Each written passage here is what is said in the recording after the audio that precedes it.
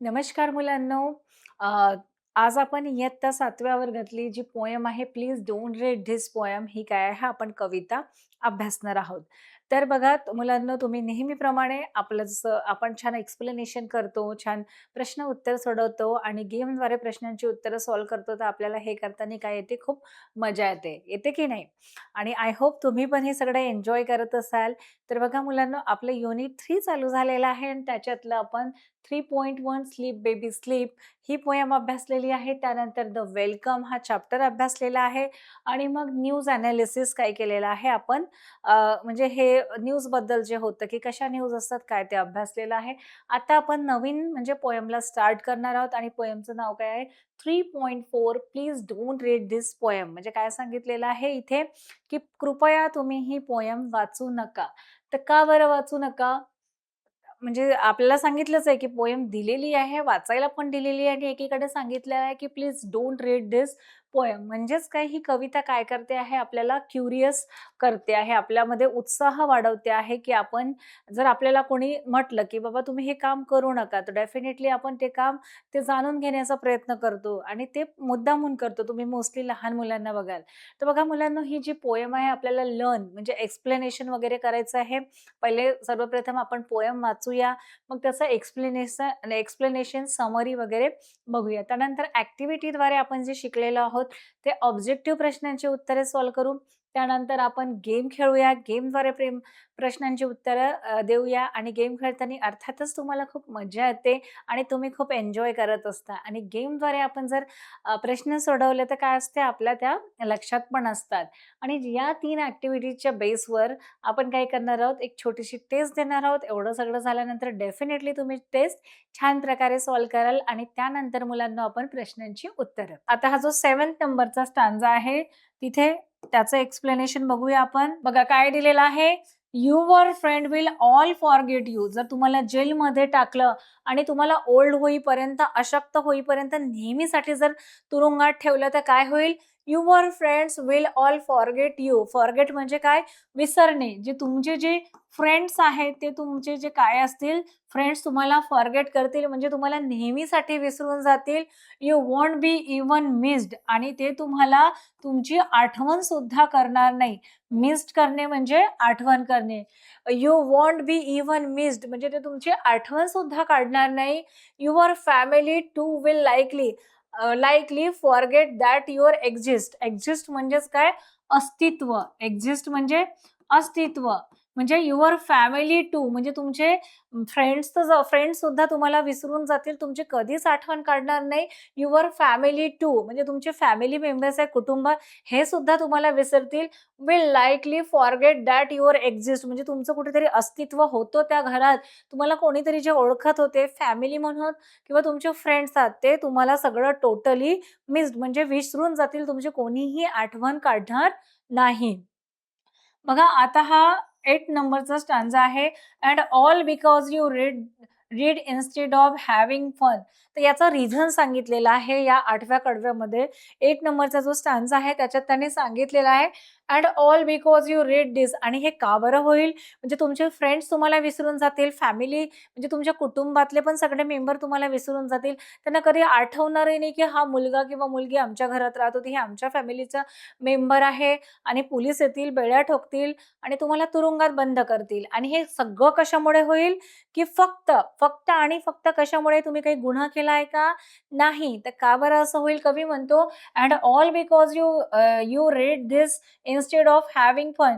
म्हणजे having fun म्हणजे तुमच्यासोबत हे याच्यासाठी होईल, की तुम्ही फक्त ही पोएम वाचलेली आहे. मी तुम्हाला सांगितलं होतं, you don't read this poem, but you read this poem. पण तुम्ही ही पोएम वाचलेली आहे. त्यामुळे काय होईल?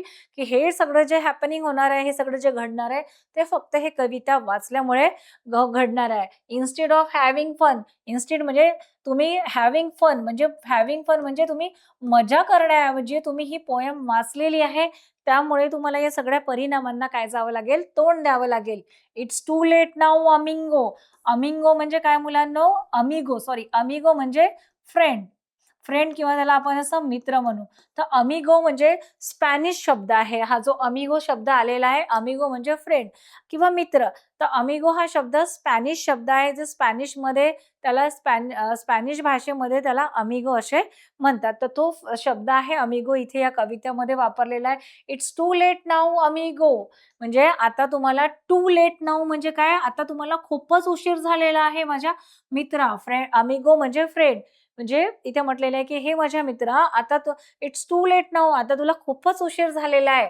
That poems nearly done." आता ऑलमोस्ट तुझी जी पोएम वाचलेली आहे, ही निअरली डन म्हणजे आता कंप्लीट तुझं वाचून झालंच आहे. ऑलमोस्ट वाचून तुझं सगळं डन झालेलं आहे, म्हणजे संपत आलेली आहे. आता शेवटचा स्टांजा बघूया 9th नंबरचा. There is only one solution. आता कवी म्हणतो, की आता हे सगळं झालेलं आहे, आता तुला कोणीच वाचवू शकत नाही. पण there is only one solution. Solution म्हणजे मार्ग. आता याच्यावर एकच मार्ग आहे. याच्यापासून एकच महत्त्वाचा मार्ग आहे यापासून वाचण्याच्या. Here here is what you will have to do. Here is म्हणजे इथे जे तू काही वाचलंय किंवा जे काही केलेलं आहे, what you will have to do म्हणजे हे जे काही तू वाचलेलं आहे आणि हे काही जे केलेलं आहे, tell all your friends and family. हे सगळं काय कर तुझ्या फ्रेंड्सला म्हणजे तू तुझ्या मित्रांना आणि तू तुझ्या कुटुंबाला, फॅमिली म्हणजे कुटुंब. तू तुझ्या कुटुंबातील लोकांना सांग. काय सांग? They should not read it too म्हणजे त्यांना पण सांग, की दे शुड नॉट म्हणजे त्यांना पण सांग, की रीड इट टू म्हणजे त्यांना पण ही पोएम वाचायला सांगू नको. They should not read it too म्हणजे ही जी पोएम आहे ही त्यांनी पण वाचली नाही पाहिजे. जसं मी सांगितलेलं आहे, की please don't read this poem. But म्हणजे तू ऐकलं नाही माझं. You read this poem. पण तू ही पोएम मी नाही म्हटलं तरी तू वाचलाय आणि मी तुला एवढं सगळं सांगितलं, की पोलीस पकडून नेतील, जेल होईल, तुला सगळे विसरून जातील, तरी तू वाचला आहे. पण आता याच्यावर एक सोल्युशन आहे. Tell all your friends and family. तू तुझ्या सगळ्या मित्रांना आणि कुटुंबातील व्यक्तींना सांग, they should not read it too, की त्यांनी ही जी पोएम आहे, ती पोएम त्यांनी वाचायची नाही. तर हे तू सगळ्यांना समजावून सांग. तर बघा, ही जी काय आहे एक म्हणजे याच्यातून आपल्याला असं काही गेन करण्यासारखं किंवा मॉरल मिळण्यासारखं काही नाही आहे. आपल्याला ही जी पोएम सांगितलेली आहे, ती फक्त म्हणजे कवीने जे केन नेस्बिट आहे त्यांनी फक्त फन म्हणून सांगितलेली आहे आणि मुलांमध्ये त्यांनी रिव्हर्स सायकॉलॉजीचा म्हणजे उलटं मानसशास्त्र, की मुलांना काही नाही म्हटलं तर ते कसे करतात आणि त्यांना त्यांच्या म्हणजे जे हेडलाईन आहे, लाईन आहे, आपलं टायटल आहे कवितेचं त्याच्यातच लिहिलंय, की please don't read this poem म्हणजे ही कविता वाचू नका. यामुळे काय होतील त्यांनी वाचायला मना केलंय, तर त्याच उत्सुकतेने काय केलं आहे, की मुलं त्याच उत्सुकतेने, की या पोएममध्ये काय आहे हे फाइंड आउट करायला आणि काय मजेशीर आहे हे फाइंड आउट करायला डेफिनेटली ते पोएम पूर्ण वाचतील आणि वाचू नका म्हटल्यानंतर हे वाचल्यानंतर त्यांच्या हे सगळं लक्षात राहील. ते एक फन म्हणून आणि ह्युमन रिव्हर्स सायकॉलॉजी म्हणून त्यांनी ही पोएम लिहिलेली आहे, की मुलांना कसं नाही म्हटल्यावर ते कसं रिएक्शन असतं आणि ते कसं गोष्ट ती करतात. बस एवढंच इथे सांगायचं आहे आणि ही मजेशीर पोएम होती. ही पोएम मुलांना तुम्ही पण एन्जॉय केलेली असेल. तर आता आपण काय बघूया ही जी पोएम केन नेस्बिट यांनी लिहिलेली होती आहे आणि आपण समजून घेतलेलं आहे. बघा आपण कवितेचा अर्थ इथे पुन्हा एकदा समजून घेऊया काय दिलेलं आहे बघा. The poet is telling someone not to read the poem. इथे कवी काय सांगत आहे, की द पोएट टेलिंग समवन म्हणजे कवी कोणाला ते म्हणजे सांगत आहे कोणाला तरी म्हणजे रीडर्स लोकांना, जी कविता वाचणार आहेत त्यांना, not to read the poem म्हणजे काय सांगितलेलं आहे, की ही कविता तुम्ही वाचू नका. फर्स्ट म्हणजे सर्वप्रथम त्यांनी सांगितलं आहे, ही request not to read this poem politely. त्यांनी एकदम नम्रपणे, असं एकदम नम्रपणे भावपूर्ण सांगितलेलं आहे, की फर्स्ट म्हणजे त्यांनी पहिल्यांदा रिक्वेस्ट केलेली आहे. रिक्वेस्ट करणे म्हणजे मुलांना विनंती केलेली आहे.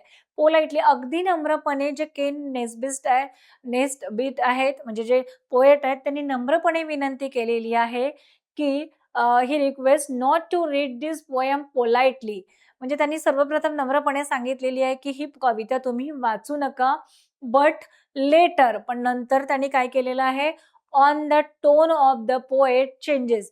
पहिले त्यांनी रिक्वेस्ट केलेली आहे, पोलाइटली एकदम नम्रपणे सांगितलेलं आहे, की तुम्ही ही कविता वाचू नका. पण 1-2 म्हणजे 3 जे हे झाल्यानंतर 3 स्टांजा झाल्यानंतर, कडवे झाल्यानंतर त्यांचं जे टोन आहे, म्हणजे त्यांची जी चाल आहे, टोन म्हणजे चाल.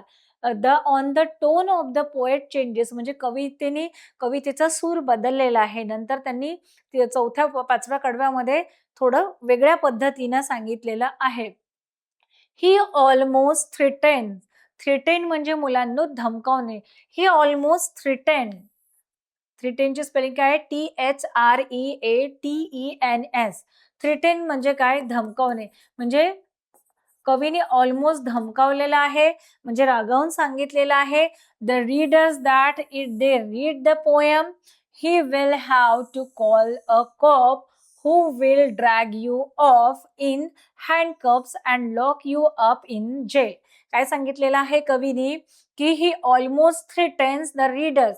त्याने रीडर्स म्हणजे जे वाचक आहेत, जो वाचक वर्ग आहे त्यांना रागावून सांगितलेलं आहे, धमकावून सांगितलेलं आहे that if they read the poem, जर त्यांनी ही पोएम वाचली तर काय होईल? He will have to call a cop of who will drag you off in the jail. Cop म्हणजे काय? म्हणजे काय येतील? पोलीस येतील, म्हणजे पोलीस येतील. He will have to call a cop, म्हणजे तो पोलिसांना फोन करेल. Who will drag you off, ते तुम्हाला ओढून नेतील. अँड इन हँडकफ, आणि हातात काय करतील? हँडकफ म्हणजे तुमच्या हातात ते बेड्या ठोकतील. And lock you up in a jail, आणि ते तुम्हाला काय करतील? जेलमध्ये बंद करतील. कवीनी धमकावून सांगितले आहे की मी तुम्हाला सांगितलं ही पोएम वाचायची नाही, पण तुम्ही जर ही परत पोएम वाचली तर ते पोलिसांना बोलवतील. COP कॉप म्हणजे पोलीस, पोलिसांच्या ग्रुपला बोलवतील. ते येतील, तुमच्या हातात हँडकफ टाकतील, बेड्या टाकतील आणि तुम्हाला ड्रॅग करून ओढून नेतील आणि कुठे बंद करतील? जेलमध्ये बंद करतील, असं त्यांनी धमकावून सांगितलेलं आहे. ही वॉर्न्स, वॉर्न करणे म्हणजे चेतावणी देणे. He warns that your existence will be disappeared if you read his poem. His poem म्हणजे कवीने जी पोएम लिहिलेली आहे, please don't read this poem, ही जर वाचली, ही वॉन्स दॅट युअर, म्हणजे ते वॉन्स करतात, ते चेतावणी देतात. दॅट युअर एक्झिस्टन्स म्हणजे हे जे तुमचं अस्तित्व आहे तुमच्या घरामध्ये, फॅमिलीमध्ये, तुम्हाला जे ओळखतात, तर काय होईल? तुमचं जे अस्तित्व आहे, एक्झिस्टन्स आहे, विल बी डिसअपियर्ड, म्हणजे काय होईल? नाहीसं होईल. डिसअपियर्ड म्हणजे नाहीसं होणं, गायब होणं. म्हणजे ते तुम्हाला लोक जे ओळखतात ते काय करतील? तुम्हाला विसरून जातील. तुमचं एक्झिस्टन्स आहे, तुमचं अस्तित्व आहे, ते डिसअपियर्ड होईल, म्हणजे सगळं नाहीसे होईल. If you read his poem, जर तुम्ही ही पोएम वाचली तर तुम्हाला कोणी जेलमध्ये टाकल्यानंतर ओल्ड होईपर्यंत तुम्हाला तिथेच ठेवतील आणि जे तुमचे फ्रेंड्स आहेत, तुमच्या कुटुंबातले आहेत, ते तुम्हाला सगळे विसरून जातील. तर तुम्ही एक ही जी पोएम वाचली तर काय काय होऊ शकतं हे त्यांनी लिहिलेलं आहे. तर बघा मुलांनो, मीनिंग एकदा मी तुम्हाला थोडक्यात सांगते काय दिलेलं आहे, की कवीने सांगितलेलं पहिले ते नम्रपणे पोलाइटली विनवणी करतात, की तुम्ही ही पोएम वाचू नका.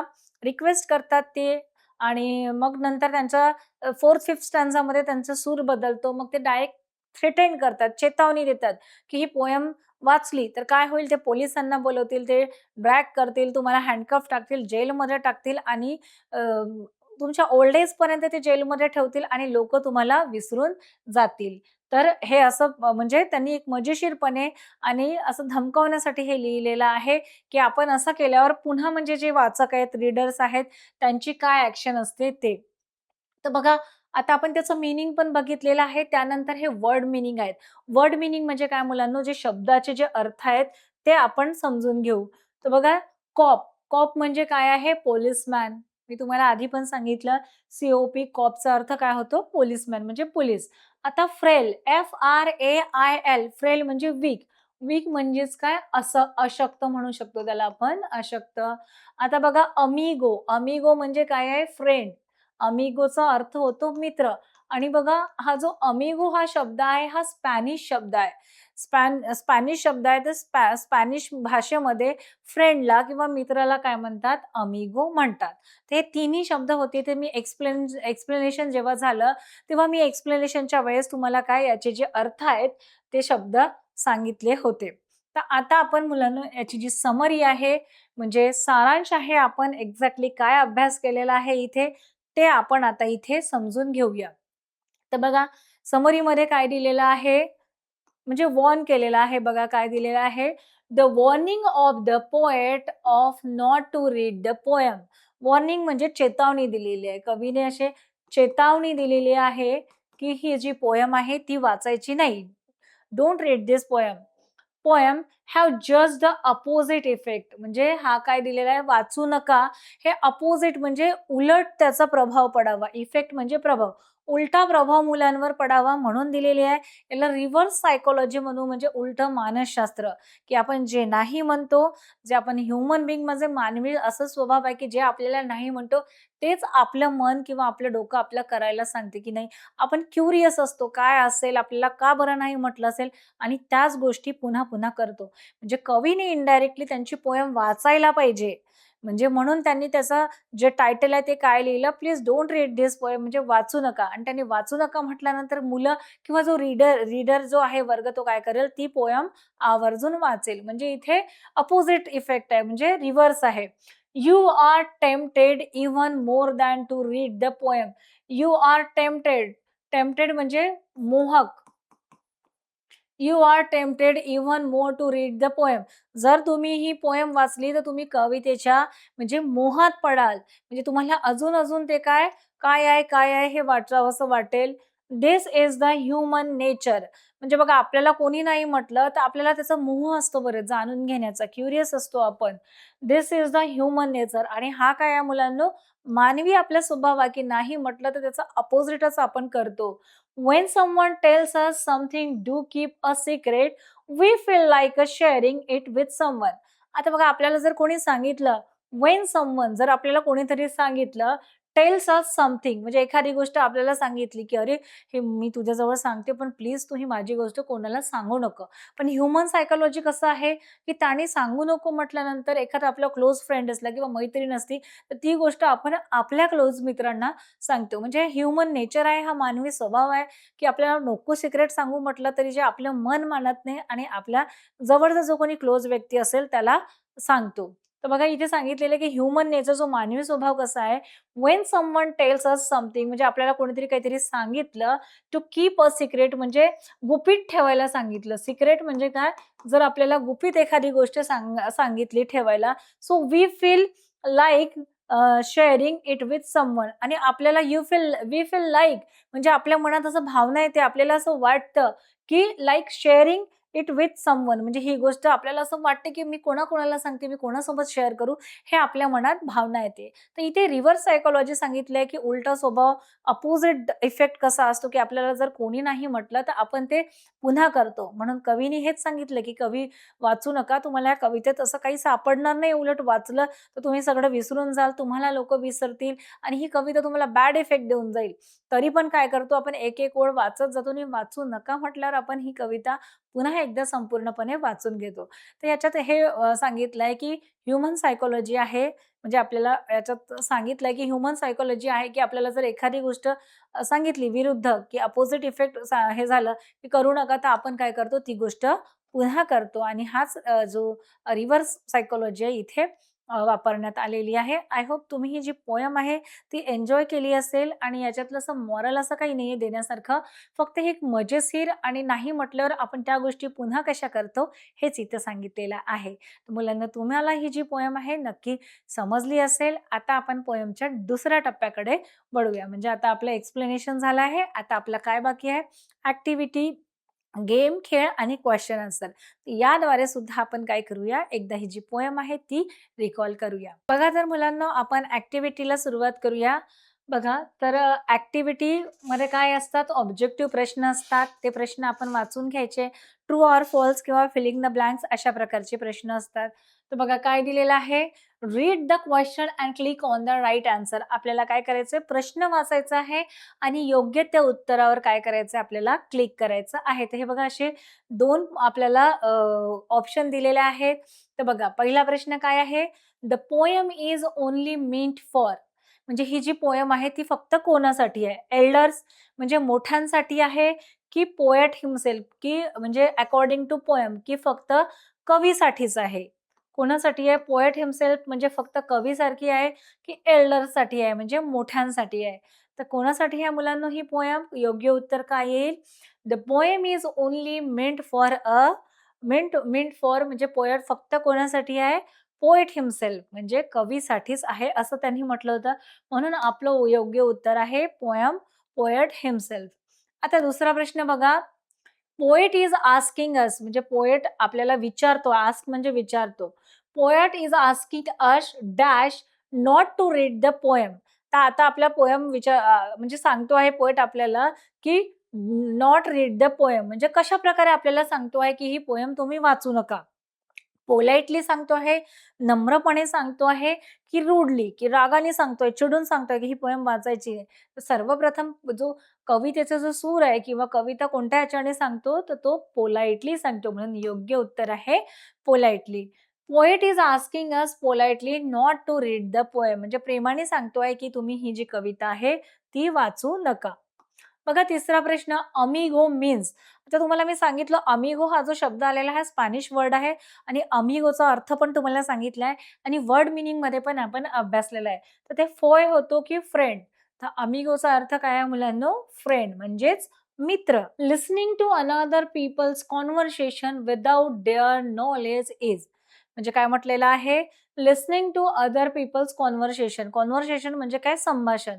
आपण जो दुसऱ्याचं संभाषण आहे तो ऐकतो विदाऊट देअर नॉलेज म्हणजे त्यांना माहीत न होता. म्हणजे त्यांना माहीत न होता आपण त्यांचंच संभाषण जे ऐकतो, तर त्याला काय म्हणतात? गॉसिपिंग की इव्हसड्रॉपिंग. आता गॉसिपिंग म्हणजे काय होते मुलांनो? गप्पा मारणे आणि इव्हसड्रॉपिंगचा अर्थ आहे की त्या गोष्टी चोरून ऐकणे. तर बघा याचा अर्थ काय असेल बरं? हा जो सेंटेन्स दिलेला आहे, त्याचा अर्थ गॉसिपिंग असेल की इव्हसड्रॉपिंग असेल?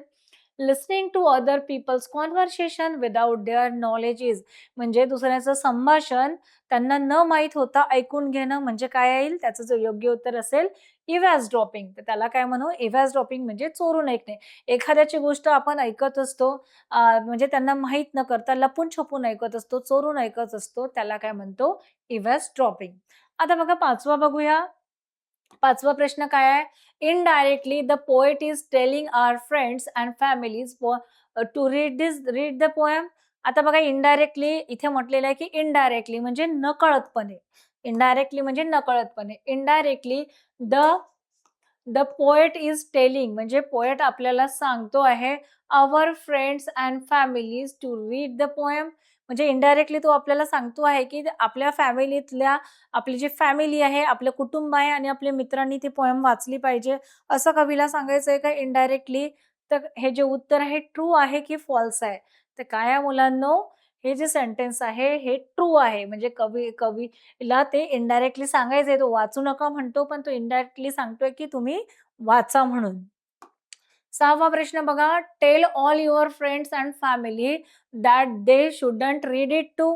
आता ही जी ओळ आहे आपल्या कवितेमध्ये आली आहे का? बघा तुम्ही tell all your friends and family म्हणजे तुम्ही तुमच्या सगळ्या मित्रांना सांगा, फ्रेंड्सना आणि फॅमिली तुमच्या कुटुंबाला सांगा that they should not read it too म्हणजे तुम्ही हे पोएम वाचायची नाही हे त्यांना सांगा.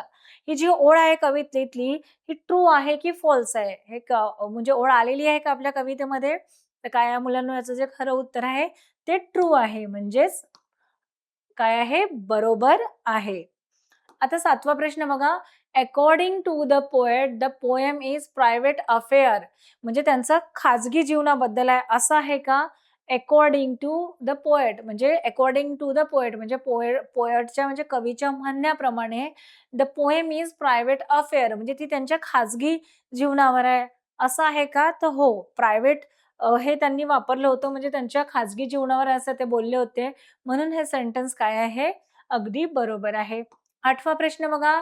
Poet warns everybody that if they don't stop reading the poem, he will call a COP.